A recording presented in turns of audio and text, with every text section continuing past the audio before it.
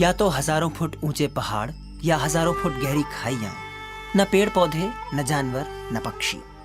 हर तरफ बर्फ और सिर्फ बर्फ। इतनी बर्फ कि अगर दिन में सूरज चमके और उसकी चमक बर्फ पर पड़ने के बाद आंखों में जाए तो आंखों की रोशनी जाने का खतरा। और अगर तेज चलती हवाओं के बीच रात में बाहर हूं तो चेहरे पर हजारों सुइयों की तरह चुभते हवा में मिलकर उड़ रहे बर्फ के अंश। इन हालात में सैनिक कपड़ों की कितनी तहें पहनते हैं, नाम जाहिर नहीं करने की शर्त पर हमें बताया वहां काम कर चुके एक सैनिक ने। उस समय जो हम लोग पहनते थे ट्राउजर, वो एक तो अंदर से हम लोगों का एक अंडर वूलन गारमेंट होता था पूरा फुल, और उसके ऊपर से ओम के बने होते थे पैंट ट्राउजर, और फिर जो बहुत मोटे होते थे, चलना बड़ा कठिन होता था उसमें, और उसी तरह का कोट था। उसके ऊपर से हम लोग पहनते थे स्नो कोट। वहां टेंट को गर्म रखने के लिए एक खास तरह की अंगीठी का इस्तेमाल करते हैं जिसे स्थानीय भाषा में बुखारी कहते हैं।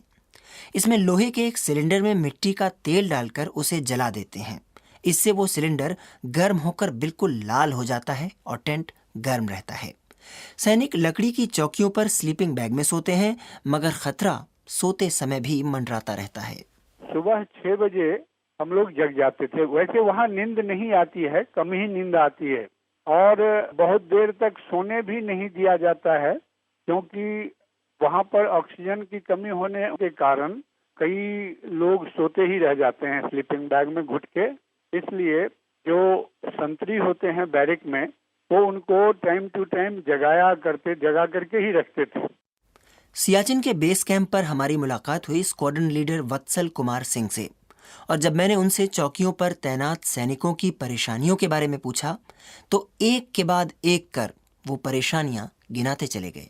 पहली बात तो ठंड बहुत है, इतनी ज़्यादा ठंड है कि ठंड सहना ही बहुत मुश्किल है। भले आप कितने ही कपड़े पहने रहें, और फिर कितने भी कपड़े कितने दिनों तक पहने रह सकते हैं। फिर दूसरी बात, जैसे मॉर्निंग रूटीन्स, बेसिक रूटीन्स, जैसे आपको ब्रश करना है, टॉयलेट जाना है, नहाना है। आप नहाने के बारे में सोच नहीं सकते हैं, शेव करना है। अब बेसिक एक व्यक्ति चाहेगा कि थोड़ा सा बाहर वॉक कर ले, वो भी पॉसिबल नहीं है। तो आपको प्रफोर्स एक कमरे के अंदर ही 3 महीने के समय तक फोर्सफुली अंदर ही रहना पड़ता है। फिर अंदर आप केरोसिन से अपने आपको गर्म करने की कोशिश करते हैं, केरोसिन जला के, स्टोव जला के, या कुछ इस तरह के साधन से। तो आपको केरोसिन से जो निकलने वाली फ्यूम्स हैं वो पूरे टाइम सहनी पड़ती हैं। उसकी वजह से आपकी पाचन तंत्र एकदम खराब हो जाता है, सांस लेने में तकलीफ होती है। ऑलरेडी इतना ज़्यादा है कि आपको सांस वैसे ही नहीं आता है। फिर बोरियत, आप बैठे हुए हैं, फायरिंग भी नहीं, या तो आपके सामने कोई मुद्दा हो जिसको आपको लेकर लड़ना है या वो खत्म करना है काम है, आप सिर्फ वेट करें कि अगर लड़ाई होगी तो आप लड़ेंगे। तो बोरियत एक बहुत बड़ा कारण है। लाइट ना होना, पोस्टों पे कहीं पे भी पूरे 24 घंटे की कोई लाइट की सुविधा नहीं। कुछ पोस्टों पे जनरेटर्स हैं, पर बाकी सभी पोस्टों पे कोई जनरेटर नहीं है, तो रात होते ही साथ जीवन खत्म हो जाता है वहाँ पे। फिर इंटरटेनमेंट का कोई बातचीत नहीं। फिर कोई, जैसे आपको अपने परिवार वालों से, परिजनों से बातचीत करनी है, उनकी सहूलियत जाननी है, उसका कोई बहुत ही एक्टिव साधन नहीं। ऑल्दो आपके पास तरीके हैं, चिट्ठियाँ आती हैं, चिट्ठियाँ जाती हैं, पर उनको आने जाने में काफ़ी समय लग जाता है उसमें। ये सारी परेशानियां वहां तैनात भारत और पाकिस्तान दोनों ही ओर के सैनिकों को उठानी पड़ती हैं। मैंने स्क्वाड्रन लीडर वत्सल कुमार सिंह से ही पूछा उन चौकियों के बारे में जहां दोनों देशों के सैनिक एक दूसरे को देख सकते हैं। पूरा जो बॉर्डर है, एक्चुअल ग्राउंड पोजीशन लाइन जिसे हम कहते हैं, GPL, ये दोनों देशों में एक संभावित रेखा है जिसकी कोई ऑथेंटिसिटी नहीं है। ऐसे में जिन जगहों तक हमने फिजिकल अपना अधिकार क्षेत्र साबित कर लिया, वहाँ तक हम हैं, और जहाँ पर वो हैं।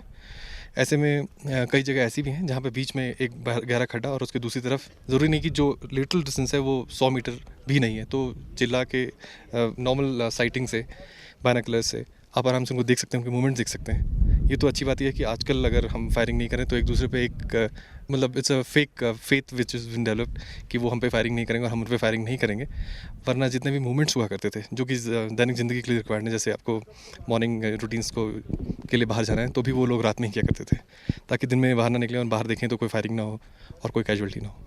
वैसे संघर्ष के शुरुआती दिनों यानी कि 80 के दशक में भी दोनों देशों के वहां तैनात सैनिकों की दुआ सलाम होती रहती थी। सुबह में सिग्नल वाले जो हैं वो गुड मॉर्निंग आपस में करते रहते थे। उसके भी सिग्नल्स के लोग हैं ना, और इंडियन आर्मी के भी सिग्नल्स, जब कभी फायरिंग वायरिंग नहीं होती तो अच्छी बातचीत होती है। कैसे हो तुम लोग, क्या करते हो, वो लोग बोलते हैं हम लोग अभी चाय पी रहे हैं, तुम क्या कर रहे हो, हम लोग नाश्ता कर रहे हैं। बस यही सब बातचीत सुबह सुबह होती थी। हाँ, ये होता था कि भाई तुम्हारे यहाँ कोई फिल्म दिखता है, हमारे यहाँ तो फिल्म चल रहे हैं, ये सब बातचीत होती है। सीमा के उस पार तो हो जाती है बात, मगर अपने परिवार से किस तरह और कितने जुड़े रह पाते हैं सैनिक, इसकी चर्चा अगली कड़ी में।